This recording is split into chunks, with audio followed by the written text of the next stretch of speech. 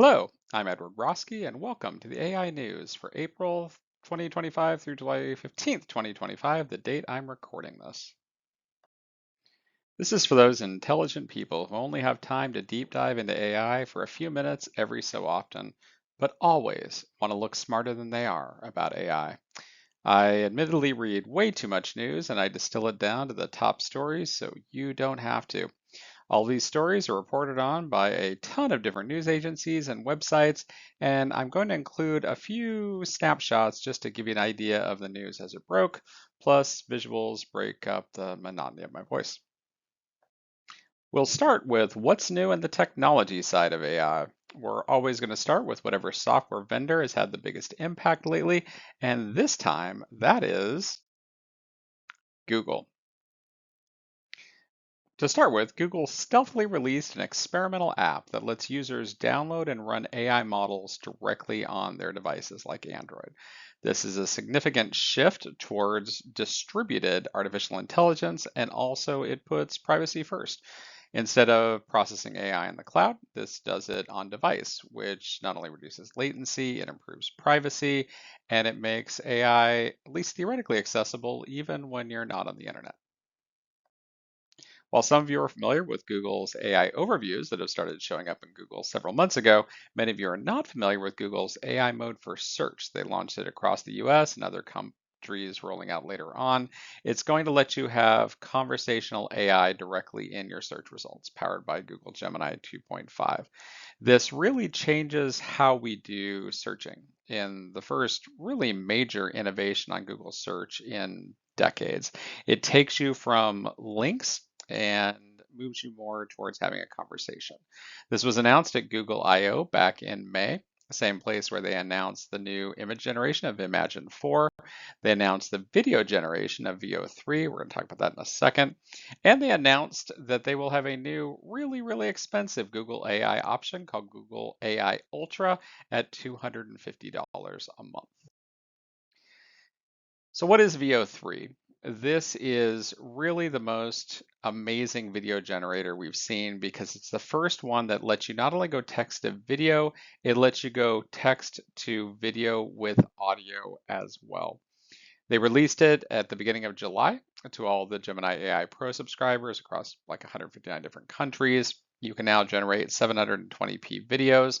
And here's the key part, plus auto-generated audio. Right now, it's limited to a couple of videos per day. It's being expanded. They are going to add things like image to video. So how good is this really? According to this old sea chart, the lost island isn't myth. We must prepare an expedition immediately. Now, while you could do things like this historically by processing a video and then going out to 11 Labs or HeyGen or something else, this is the first one to do it in real time. And it's not just video of people speaking. I'm one with nature now. We can have bears Nature would grunting. prefer some personal space. We can have just pure music.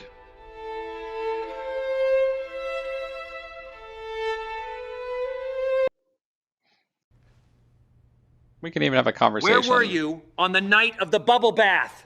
With a duck.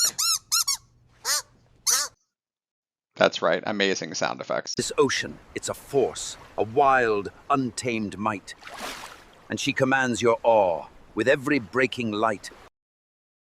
What I like about that one is it's not only audio, we're listening to the really cool guy talk, we actually hear the waves crashing into the boat in the background. And this all happens with a very simple text prompt. Why are people concerned? Well, there have already been released fake person on the street interviews where people thought they were going on interviewing, for instance, various drunk people walking through cities, and it was 100% generated through Veo 3. So be careful. It all seems entirely too realistic at this point, and put your skeptical hat on as you see videos in the future. And one more quick Google story. In case you thought OpenAI was buying Windsurf for $3 billion, no. The top talent at Windsurf, which is a vibe coding company, is actually now going to Google and leaving a little bit of IP and about 50 other staffers at Windsurf. They're going to a company called Cognition. And in case you're going, who's Cognition? They are the makers of the first really usable coding assistant, Devon. So, what has OpenAI been up to over the last few months? Well, they did successfully complete an acquisition. They bought Joni Ive's startup, his device wearable physical AI world for $6.5 billion. This is by far OpenAI's largest acquisition ever. It brings the legendary Apple designer, the one who created the intuitive user interface for the iPhone, in to lead creative work on next generation hardware.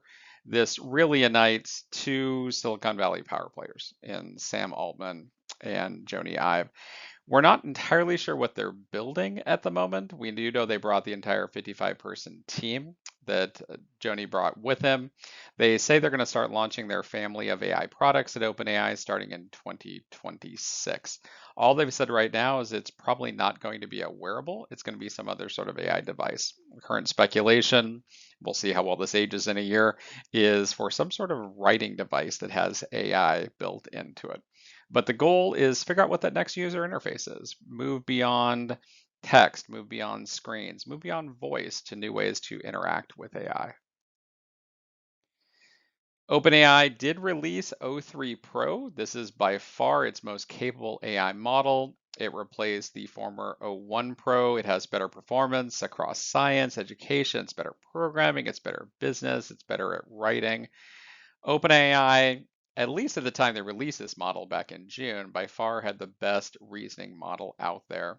By some measures, it's now been replaced, at least at the time of this recording, by something I'm going to mention from XAI in a little bit. This is a bit of a pivot. Traditional models, we were focusing on latency. The second you finish asking your question or having your part of the conversation, get a response back.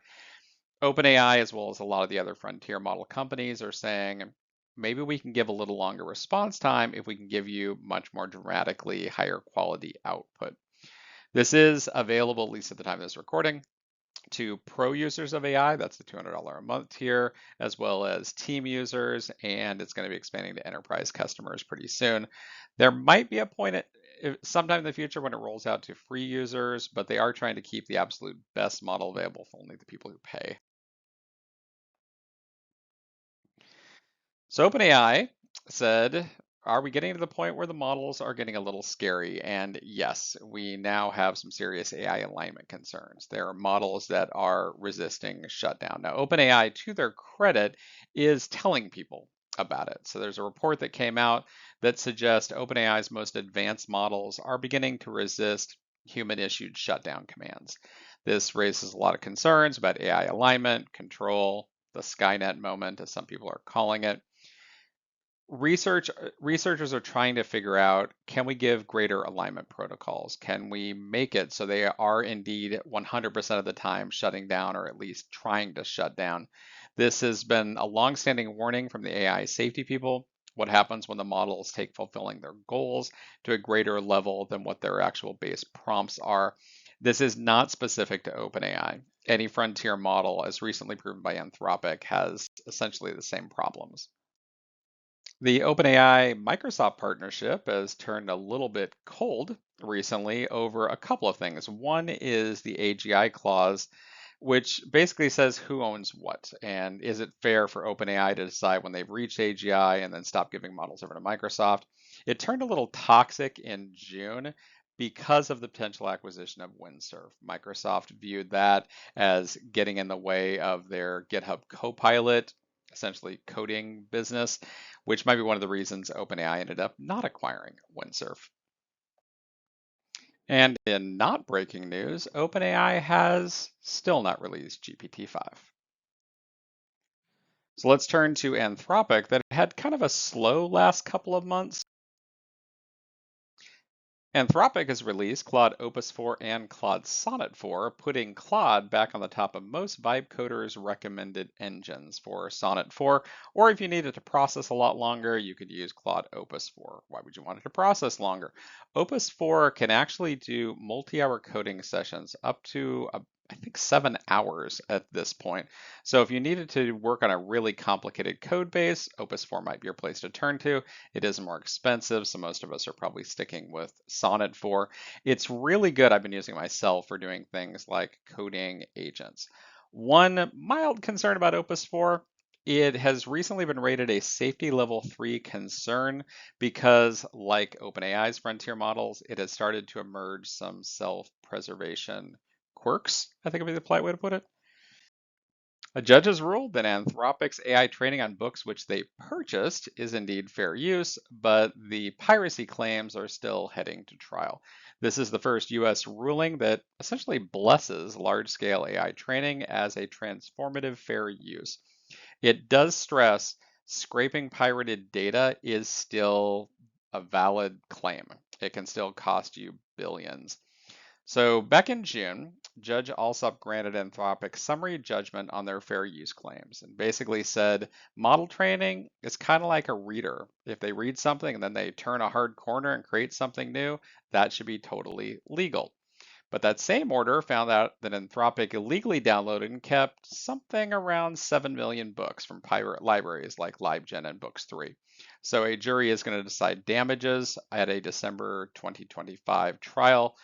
Charges, penalties, fees can go up to $750 per infringed book. And if you do that math out, Anthropic could be on the hook for several $1 billion if willfulness is indeed proven. It is a mixed ruling, but it's already being cited in other courtroom battles about what is indeed fair use.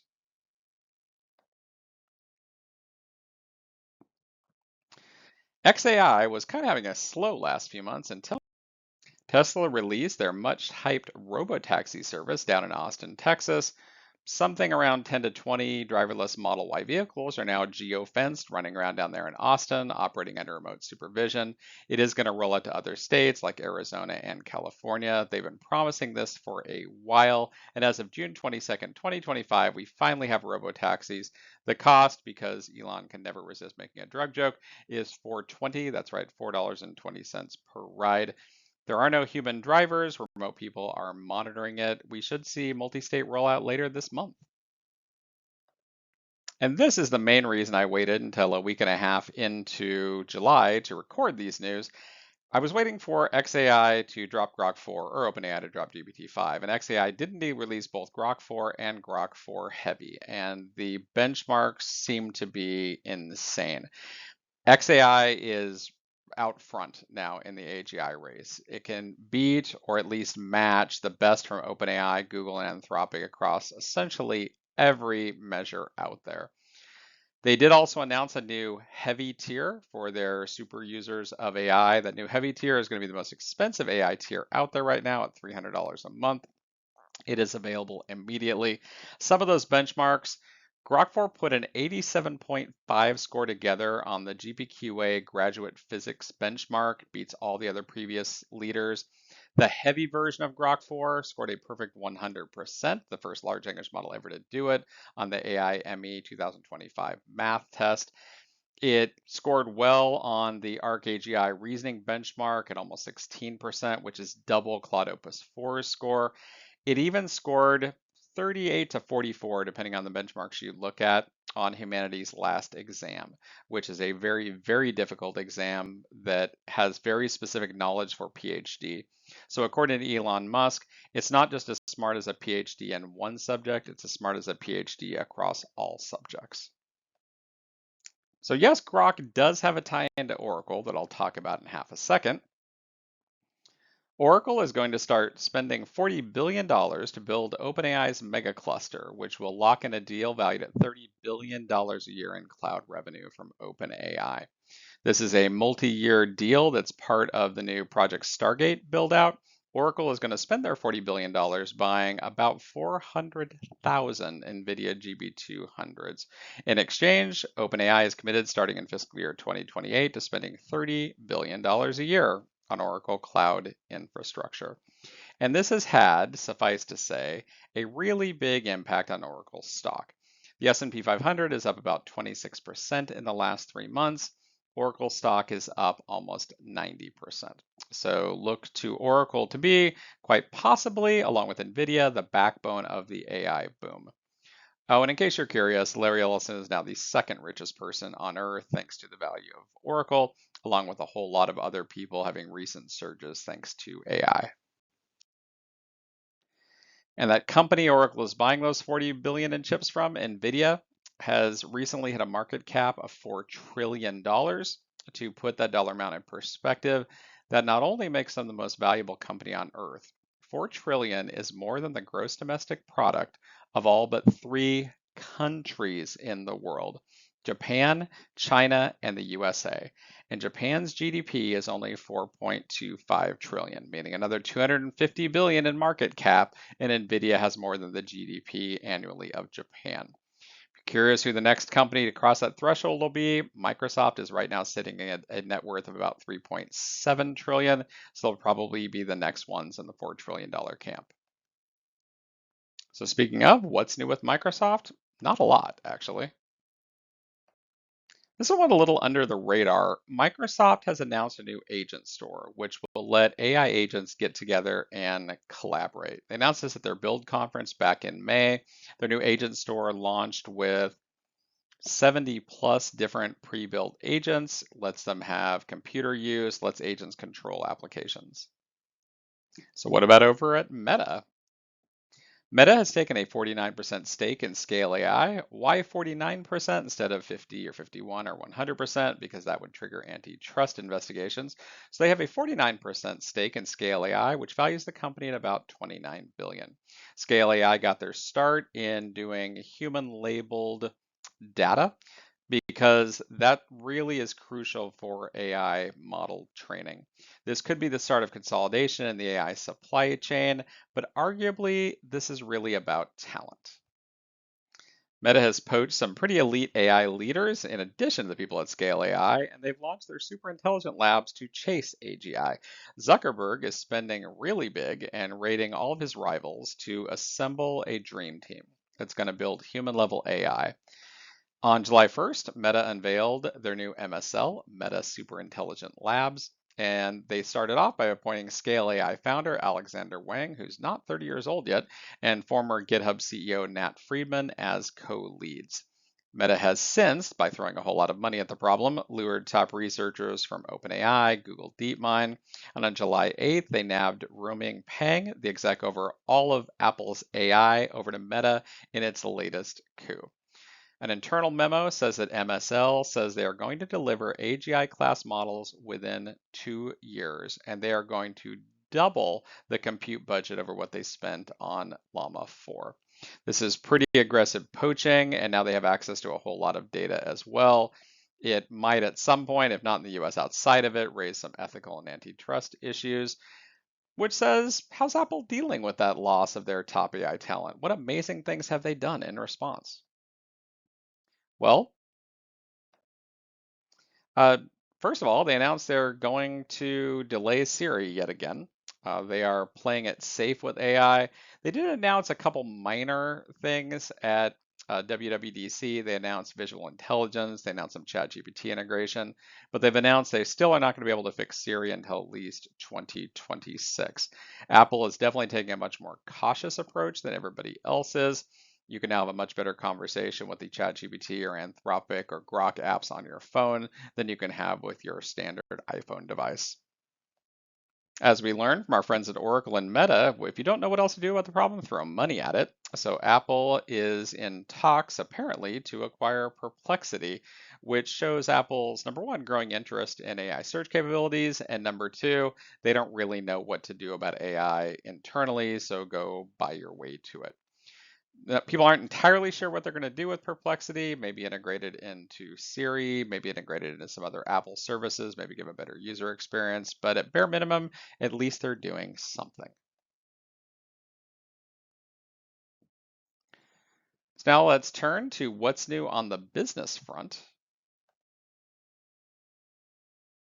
We've seen multiple companies start to do layoffs and attribute them to AI, and there are a whole lot of CEOs warning that AI could erase millions of white collar jobs. Just in the last couple of months, we've seen some pretty grim projections from Amazon, IBM, JP Morgan, Anthropic. IBM has already replaced thousands of HR roles with AI agents. Estimates range up to 50% of entry level office jobs gone within 5 years. However, hasn't shown up in the labor data. We are not seeing those mass layoffs. What we're seeing is mass job displacement. And let's talk about this for just a second. New technology regularly displaces jobs, but it often generates more jobs than before. You can go back to the industrial, go back before that, go back to the invention of agriculture.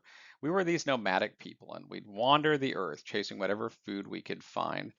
And then we learned how to plant our own food, and then we could settle down, and then we needed people involved in every aspect of agriculture. But we also had available time to do things like building better shelters, developing stronger social groups, learning how to collect water, I don't know, language, you name it. Same with the Industrial Revolution. The invention of the cotton gin didn't result in everyone needing universal basic income. We had a whole lot more jobs coming out of it than we did before. The invention of the semiconductor resulted in more jobs. The invention of the database, the invention of the internet, the invention of the smartphone. Every new technology causes people to lose jobs in specific areas and gain them in others. And there is no reason to believe AI is going to be any different. What jobs we lose free up people for better jobs. We don't need people calculating NASA launch trajectories by hand anymore, but we do end up needing more people in the long run. So instead of thinking this is going to be different, assume it's going to follow the pattern that we've always followed, no matter how dire some of the projections get. So let's turn to what is the government doing about this, and does it differ between the United States and, say, the EU? AI leaders, at least in the United States, are flip-flopping on regulation. OpenAI's Sam Altman called government AI licensing disastrous at a Senate hearing, reversing his previous pro-regulation stance. Industry opposition to AI oversight really reflects the changing political winds. It reflects the prioritization of beating China over things like we cared about in 23, like, I don't know, safety concerns. That Commerce Committee hearing on May 8th featured CEOs from OpenAI and AMD, Microsoft, CoreWeave, and the focus shifted to removing regulatory barriers, including a push in the so-called Big Beautiful Bill to have a 10-year state level moratorium so that the only AI regulation could happen at the federal level. And the US Senate killed it. There was a 99-1 vote to remove that moratorium and instead give states the freedom to pass their own AI laws. The theory being Congress doesn't do things very fast, and maybe we need faster regulation. There was bipartisan backlash from consumer groups, state attorneys generals, tech ethics researchers, so it's gone. Does this cause a problem? What we're going to end up with is a patchwork quilt of regulations where Texas does it for one reason, California does it for another, New York does their own level. It's going to be a pain for small companies. Big companies probably can handle weathering it. So Europe, which normally is a big fan of regulation, has been pausing and removing a few regulations from their AI Act as the European giant companies have pushed them to slow down. Airbus, ASML, Mercedes, 40 others feared that strict risk tier rules were going to hobble Europe's competitiveness. So while we see the US and China in an AI arms race, Europe was going to fall behind. So there was an open letter that asked the EU for a 2-year delay and simpler guidance for general purpose models. They said that there were obligations going to kick in August 2025 that were going to stifle rollouts of even simple ChatGPT-like systems. Brussels said we will still publish our AI Act code of practice within weeks, but they did roll back some of their most egregious rules. They actually did this back in May. For instance, the EU withdrew a provision that lets citizens sue AI companies for damages caused by their systems. It also rolled back some of the ridiculously extensive reporting and disclosure requirements. So if the EU can roll back some regulations, let's hope the US can do so as well. Now let's talk about everything else in the world of AI. Perplexity has launched their own web browser, codenamed Comet. It is a $200 a month AI web browser. It is aimed squarely at the future of browsing. And in case you're going, why would I pay $200 for something I can get from Google and free for Chrome? It's because this is not just a search AI native browser, it is an agentic browser. You're able to summarize pages. You can tell it to go shop and find the best price on an item. You can schedule email. You can execute multi-step tasks. This is the signal that there is a brewing AI browser arms race. We have OpenAI rumored to be releasing their AI browser pretty soon, and you're going to see it's no longer about pull up and see someone else's idea what they want you to see. It's going to be more go take an action based on what I want you to do. TikTok, something we don't normally mention in our AI news, has figured out a way to turn photos into video with no video editing required whatsoever. They've launched something called AI Alive that lets users transform static photos into dynamic videos directly within TikTok stories. This is yet another way to roll AI out to, not in this case millions, but literally a billion daily users. This really democratizes video creation. And because it requires no video editing skills, no matter how young you are or old you are, you upload a photo and it kind of figures out what happened before it or what happened after it. And I'm going to close on this story because it didn't get as much attention as I thought it probably should have in the worldwide news. We now have AI warfare. We have drones being launched that, if they lose communication, can target and launch bombs directly by their AI. If you're curious, has this actually been used? Yes. Ukraine reportedly has used AI-enhanced drone swarms in Operation Spiderweb, which targeted Russian assets like bombers. The drones, including the AI, cost about as much as an iPhone 16 Pro. So we not only have autonomous warfare, we have very low-cost autonomous warfare. This is the first documented use of AI-powered weapons in actual wartime. As soon as the drones got close, the onboard communications were jammed, and the onboard AI took over and decided, yep, that's my target, and I should launch. This does raise a lot of ethical concerns. If you're worried about the day sometime in the future when bombs can drop on their own, we are already there. This does democratize pretty advanced military capabilities for smaller nations. There's some are saying, well, this might actually be good. Either way, we should really be having an open conversation about it. As always, you can find me on LinkedIn. That's where that QR code over there takes you, and X/Twitter. My podcast, Asking Good Questions, is on Spotify, Apple Podcasts, YouTube, or you could even go to askinggoodquestions.co, or just shoot me an email and ask me anything on your mind. I'm Edward Roski with the AI News, and until next time, keep asking good questions.